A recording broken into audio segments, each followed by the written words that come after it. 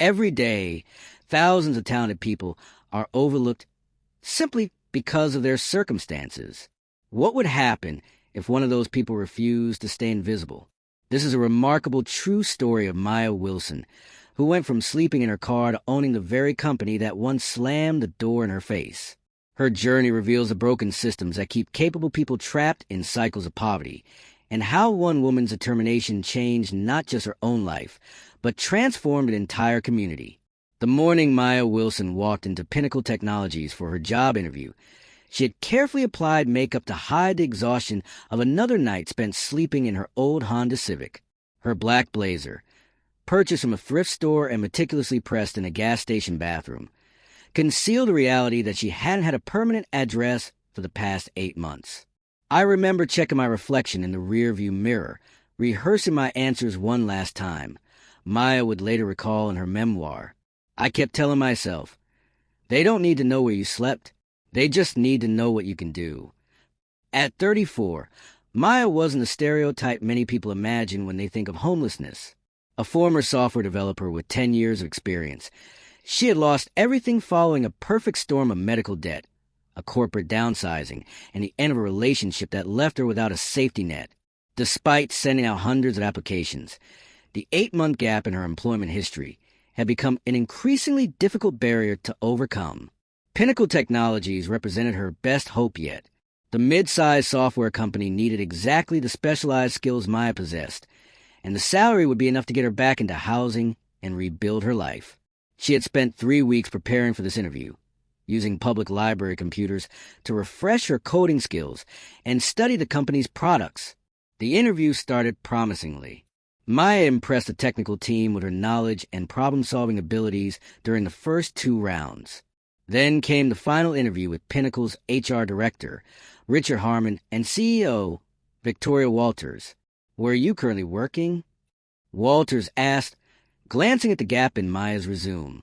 I've been freelancing while searching for the right permanent position, Maya answered carefully. And your current address? I noticed it wasn't listed on your application. The question caught Maya off guard. She had deliberately left it blank, listing only her email and phone number for contact information. I'm actually in between permanent addresses at the moment, Maya said, trying to maintain her composure. But I have reliable transportation and am extremely punctual. The atmosphere in the room shifted instantly. Maya could see the exchange of glances between Harmon and Walters. We need employees with stability, Harmon said, his voice cooling several degrees. Reliability is a cornerstone of our company culture. Despite Maya's attempt to steer the conversation back to her qualifications, the interview ended shortly thereafter with the standard, "We'll be in touch." The rejection email arrived less than 24 hours later, citing a nebulous, not quite the right fit for our company culture as the reason. That night, parked behind a 24-hour grocery store where the security guards turned a blind eye to her presence, Maya cried for the first time in months. She had done everything right, educated herself, worked hard, stayed clean and sober through the worst times, maintained her professional skills. Yet she remained trapped in a system that judged her not by her capabilities but by her circumstances. I remember thinking, they don't just want qualified people, they want people who look like they've never struggled. Maya later wrote, that night changed something in me. I stopped seeing my situation as a personal failure and started seeing it as evidence of a broken system. The next morning, with less than $143 to her name, Maya made a decision that would ultimately change not just her own trajectory, but the lives of countless others. Rather than continuing to fight for entry into a system designed to exclude people like her, she would create her own path. Maya drove to a local community center that offered support services for people experiencing homelessness. There, she met Darian Jackson, a career counselor who had helped hundreds of people in similar situations. Unlike many others Maya had encountered, Darian didn't start by handing her housing applications or job listings. Instead, he asked a question that would prove transformative. What are you really good at?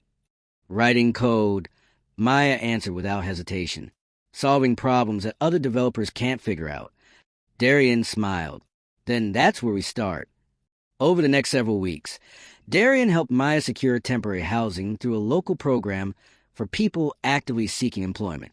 With a stable place to sleep and shower, Maya could focus on Darian's unconventional suggestion, starting her own consulting business. "You've been thinking about this all wrong," Darian told her. "You've been trying to convince companies to give you a chance. But what if you position yourself as a solution to problems they can't solve themselves?" With Darian's guidance, Maya created Binary Bridge Consulting, specializing in legacy system integration, a notoriously difficult area that happened to be Maya's technical strong suit. Using the community center's computers, she built a simple website and leveraged her old professional contacts to find her first clients. The irony wasn't lost on Maya when, 3 months later, she received an email from a mid-level manager at none other than Pinnacle Technologies. They were struggling with integrating an acquired company's outdated database system, exactly the type of problem Maya excelled at solving. "I almost deleted the email," Maya later admitted. "But then I realized this wasn't about revenge. It was about proving my worth on my own terms." Maya took the contract, deliberately charging premium rates and communicating only via email and virtual meetings. The Pinnacle team never connected Maya Wilson, the consultant solving their impossible technical problem, with the homeless woman they had rejected months earlier. When Maya delivered the solution 2 weeks ahead of schedule, the grateful project manager asked if she considered taking on additional work. Within 6 months, Binary Bridge was Pinnacle's go-to external resource for the most challenging technical issues, with neither Harmon nor Walters aware of who was actually solving their company's problems. By the 1-year anniversary of her rejection, Maya had moved into a small apartment, hired 2 other developers facing similar barriers to traditional employment, and built a client roster that included 3 Fortune 500 companies. Her experience had revealed not just her own resilience, but a significant gap in the tech industry, a failure to recognize talent when it didn't come in expected packages. What happened next would transform Maya's personal victory into something much larger, a reckoning that would force an entire industry to confront its biases and rethink what qualified really means. Maya Wilson's transformation from homeless job applicant to successful entrepreneur was remarkable on its own. But the true turning point in her story, the moment that would reshape not just her life, but an entire corporate culture, came through an unexpected revelation. Maya's consulting firm, Binary Bridge, had grown steadily over 18 months. What began as a one-woman operation had expanded to a team of 15 developers, all of whom had faced similar systemic barriers to employment. Maya had deliberately created a company that evaluated people on skills rather than circumstances, providing flexible work arrangements and supportive services that traditional employers often overlooked. "We weren't just solving technical problems," Maya explained during a later interview. "We were demonstrating that the conventional hiring model excludes incredible talent. Every project we delivered proved that point." Binary Bridge's reputation for solving impossible technical challenges had spread throughout the industry. Their client list grew to include over 30 companies, with Pinnacle Technologies remaining their largest account. Maya had continued to distance herself personally from the Pinnacle relationship, assigning other team members to handle direct communications while she worked behind the scenes. Then came the industry conference that would change everything. The annual Tech Future Summit brought together the biggest names in software development. Maya had never attended before. Such networking events were luxuries she couldn't afford during her struggle. But this year, Binary Bridge was sponsoring a panel discussion on inclusive hiring practices in tech. "I remember standing backstage, reviewing my notes, when I felt someone watching me," Maya recounted. "I looked up and found myself face-to-face with Victoria Walters, Pinnacle's the same woman who had rejected me 19 months earlier."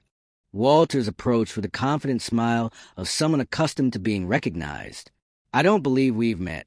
Victoria Walters, Pinnacle Technologies. Maya took a deep breath before responding. "Actually, we have met. I interviewed for a developer position at Pinnacle almost 2 years ago." Confusion flickered across Walters' face as she struggled to place Maya. "I'm sorry, I don't recall. I was living in my car at the time," Maya said quietly. "You and Richard Harmon ended the interview rather abruptly when that became apparent." The color drained from Walter's face. "You're Maya Wilson?" The consultant who's been solving our integration challenges for the past year. Maya nodded, maintaining her composure despite the thundering of her heart. The same. Binary Bridge is my company. Their conversation was interrupted by the panel moderator calling Maya to the stage. For the next hour, Maya shared her journey from homelessness to entrepreneurship, carefully avoiding mentioning Pinnacle by name, but detailing how traditional hiring practices systematically exclude qualified candidates experiencing housing insecurity. Companies claim they want the best talent, but their hiring processes are designed to filter out anyone who doesn't match a narrow definition of stability, Maya told the audience. They miss the resilience, creativity, and determination that comes from navigating life's hardest challenges. From her seat in the front row, Victoria Walters didn't take her eyes off Maya throughout the presentation. Afterward, Walters approached Maya again, this time with a different demeanor. "I owe you an apology," she said, "and I'd like to buy you a coffee if you're willing." Over the next 2 hours, the women had the conversation they should have had during Maya's interview. Walters admitted that Pinnacle's hiring practices were built on unconscious biases about what made someone reliable. Maya shared the realities of how quickly anyone could fall into housing insecurity despite education and experience. "Do you know what's most shocking to me?" Walters confessed. "For the past year, your team has been our most dependable partner. The work you've delivered has been flawless, always on time, often early. And yet, based on where you were sleeping, we decided you weren't stable enough to hire." That conversation marked the beginning of an unexpected partnership. When Victoria returned to Pinnacle, she initiated a full review of their hiring practices with Maya serving as a consultant. What they discovered was troubling. Qualified candidates were being screened out not just for housing instability, but for gaps in employment history, non-traditional education paths, and other circumstances that had nothing to do with their abilities. "We were operating on autopilot," Harmon admitted during a difficult meeting where he had confronted his own role in perpetuating these barriers. "We had these invisible rules about what makes someone employable that nobody had ever questioned." Together, Maya and Victoria developed new hiring protocols that focus on skills assessment rather than background factors. Binary Bridge helped implement a 6-month pilot program where candidates were evaluated purely on their technical abilities and problem-solving skills, with personal circumstances considered only for determining what support they might need to succeed in the role. The results were transformative. Pinnacle hired 12 developers through this new process, talented individuals who would have been screened out under the old system. Their retention rate was 94%, compared to 72% for traditionally hired employees during the same period. "What we learned," Victoria later wrote in an industry publication, "is that people who have overcome significant life challenges often bring extraordinary commitment and perspective to their work. They develop resilience and problem-solving skills that can't be taught in any coding boot camp." Maya's influence extended beyond Pinnacle's hiring practices. As word of the successful pilot program spread, other companies began reaching out to Binary Bridge for consultation. Maya found herself speaking at industry events, writing articles on inclusive employment, and advocating for systemic changes in how the tech industry evaluated talent. Then came the news that would reshape everything once again. Pinnacle Technologies was facing a financial crisis. A major project had failed, their stock price was plummeting, and rumors of bankruptcy were circulating throughout the industry. Victoria Walters had resigned under pressure from board, and Richard Harmon had been appointed interim CEO. For Maya, this wasn't just business news. It was personal. Pinnacle now employed 7 developers who had experienced homelessness, including 3 Binary Bridge consultants who had accepted permanent positions. If Pinnacle failed, these individuals would face unemployment in an industry that might still not recognize their value. Moreover, the progressive hiring practices Maya had helped implement were already being questioned by Pinnacle's board. Harmon had reverted to his old perspective, suggesting that experimental hiring was a luxury the company couldn't afford during a financial crisis. Maya found herself at a crossroads. Binary Bridge was thriving, expanding into new markets with a team that had grown to 28 people. She had achieved the security and success she once thought impossible. She could simply move on, finding new clients to replace Pinnacle's business. But something deeper drove Maya, a recognition that the systems she had fought against were reasserting themselves, threatening to erase the progress that had been made. I didn't just want to succeed within the system, Maya later explained. I wanted to change the system itself. That realization led her to make the boldest decision of her life. During an emergency meeting with her team, Maya proposed something that seemed impossible. Binary Bridge would attempt to acquire Pinnacle Technologies. The room went completely silent, remembered James Chun, Binary Bridge's operations director. Then someone laughed, thinking it was a joke. But I knew Maya well enough by then to recognize she was completely serious. The numbers were daunting. Pinnacle was valued at $28 million, even after their recent troubles. Binary Bridge had just under $3 million in cash reserves. The acquisition seemed financially impossible, but Maya had identified something others hadn't. Pinnacle's core technology was solid, but their management had failed to recognize and develop their most valuable asset, the human talent within the organization. The financial crisis wasn't a failure of product, but of leadership.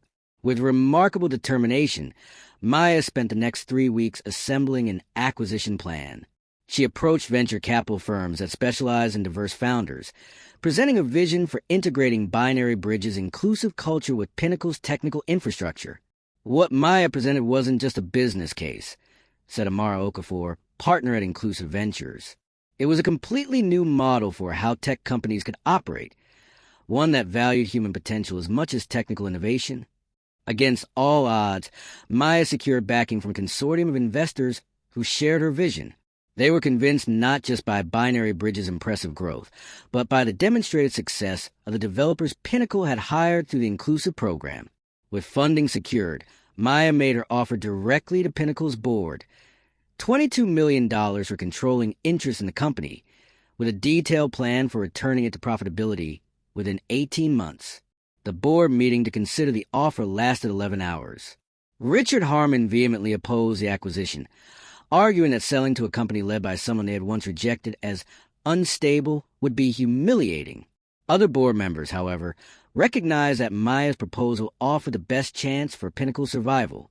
By a vote of 7-3, the board accepted Binary Bridge's offer. 2 years and 3 months after being denied employment for lacking stability, Maya Wilson became a majority owner and CEO of Pinnacle Technologies. Her first official act was both practical and deeply symbolic. She called an all-hands meeting to introduce herself to the employees. Many of you know me as the founder of Binary Bridge. She began, "What you may not know is that before I started that company, I applied for a job here at Pinnacle and was rejected because I was experiencing homelessness at the time." The stunned silence of the room was broken by a voice from the back. "Welcome home, Maya."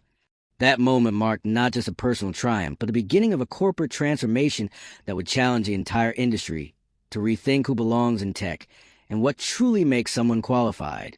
Maya Wilson's acquisition of Pinnacle Technologies wasn't merely a reversal of fortune. It represented a fundamental reimagining of what corporate leadership could look like when informed by lived experience at society's margins. The final chapter of her story reveals how personal transformation can catalyze systemic change, creating ripples that extend far beyond one company or one industry. On her first full day as CEO, Maya walked through Pinnacle's headquarters with perspective few executives ever possess. The memory of being deemed unworthy of entry into this very building. The corner office that now belonged to her was just 30 feet from the conference room, where Richard Hartman had dismissed her potential based solely on her housing status.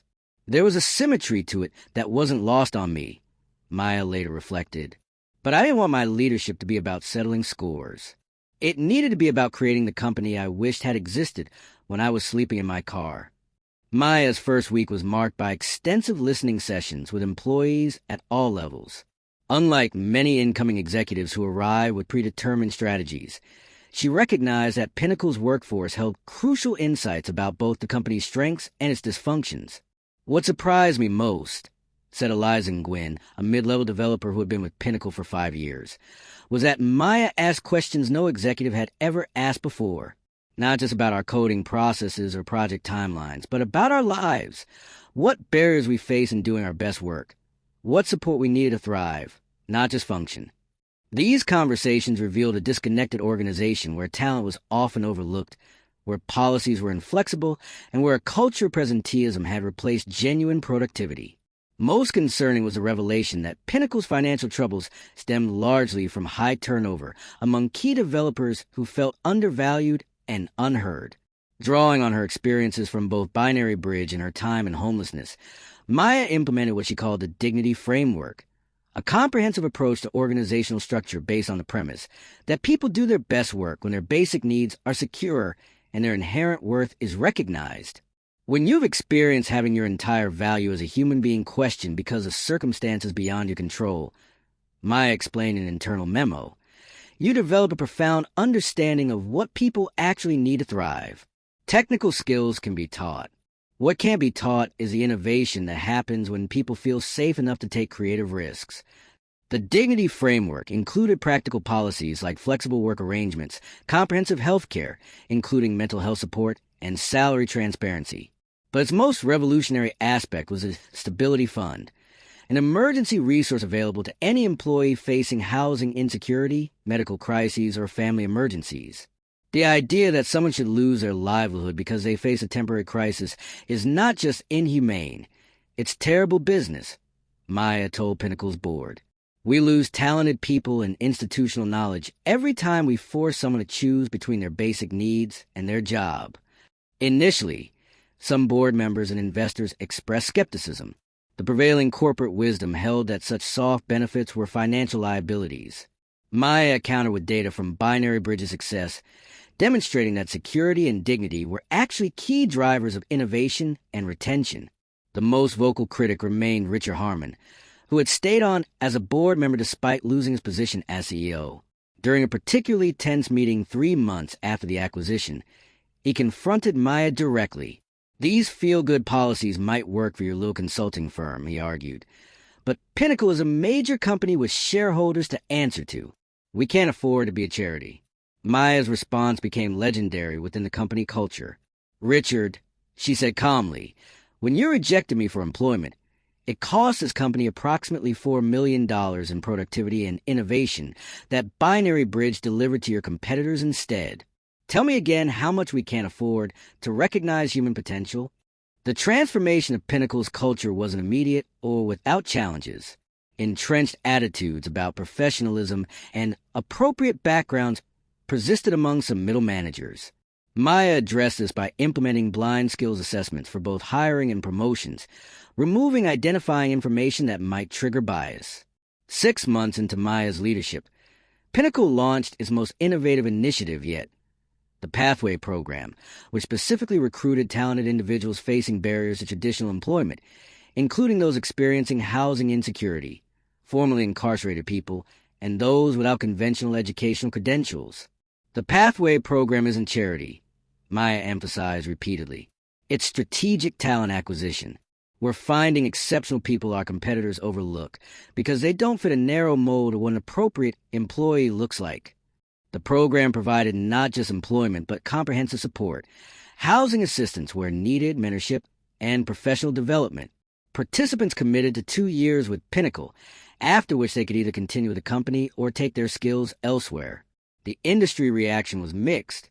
Some competitors dismissed the program as idealistic and unsustainable.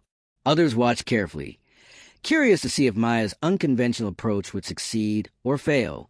9 months after Maya took over, Pinnacle released its quarterly financial results, the first full quarter under her leadership. Revenue had increased by 12%. Employee turnover had decreased by 47%, and 3 major new clients had signed contracts specifically citing Pinnacle's innovative culture as a determining factor. What Maya understood that most executives don't, explained Dr. Jasmine Rivera, an organizational psychologist who later studied Pinnacle's transformation, is that diversity of life experience, including adversity, creates resilience and problem-solving capabilities that homogeneous workforces simply cannot match. As Pinnacle's success continued, Maya began speaking more openly about her experience with homelessness, using her platform to challenge industry-wide assumptions about who belongs in tech spaces. She established the Binary Foundation, funded with 5% of Pinnacle's annual profits, dedicated to creating pathways to tech careers for people experiencing housing insecurity. When I was sleeping in my car, applying for jobs I was qualified for but couldn't get, I wasn't just experiencing personal hardship, Maya told a packed audience at the Tech Inclusive Conference. I was experiencing a systemic failure, a massive waste of human potential that happens every day because we decided certain life circumstances made people unhireable. By the 2-year anniversary of the acquisition, Pinnacle had grown by 34%, expanded to 3 new cities, and become recognized as an industry leader in both technological innovation and workplace culture. The Pathway program had graduated its first cohort, with 87% choosing to remain at Pinnacle and the others receiving multiple job offers from companies eager to replicate Pinnacle's success. Richard Harmon, who had remained Maya's most persistent critic, finally conceded during a board meeting reviewing the company's unprecedented growth.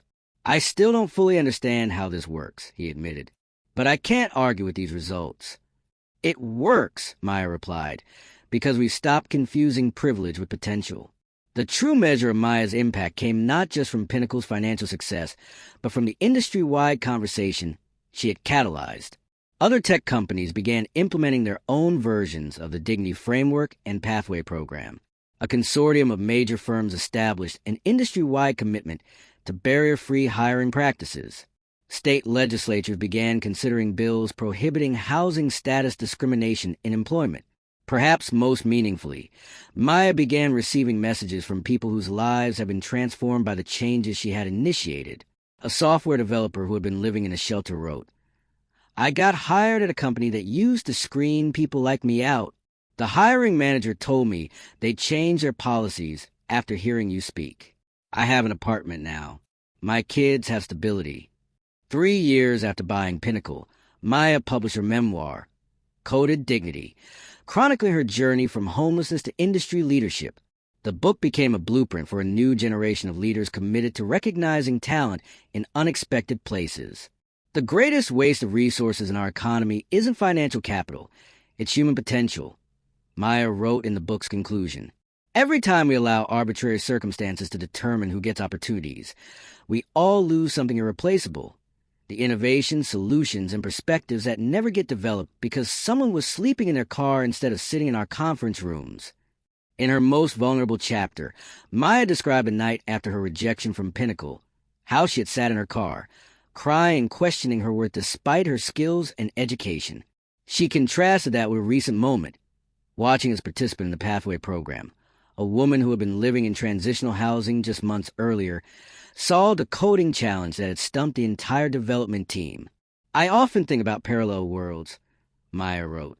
"In one, I gave up after that rejection, convinced that my circumstances define my value. In another, Pinnacle hired me that day, and I became just another developer grateful for a second chance. But in this world, the one we actually live in, something different happened. My rejection became the catalyst for reimagining not just my own possibilities, but what an entire industry could become when it recognizes that talent and worth exist everywhere, even in the places we've been taught not to look." Today, 5 years after Maya Wilson walked into Pinnacle Technologies hoping for a job and was turned away, the company employs over 200 people who have experienced homelessness or housing insecurity. The Pathway program has expanded to 8 cities and partnered with 47 companies. The Binary Foundation has helped more than 3,000 people transition from homelessness into tech careers. And Maya still keeps her old Honda Civic, now parked in the CEO's spot in Pinnacle's garage, as a reminder that the distance between homelessness and leadership is shorter than most people realize, and that talent exists everywhere if we have the wisdom to recognize it. The true transformation, Maya often says when asked about her remarkable journey, isn't that I went from homeless to CEO. It's that we're creating a world where those two identities no longer seem impossibly far apart, where we finally understand that a person's circumstances are not the measure of their capabilities, their potential, or their worth,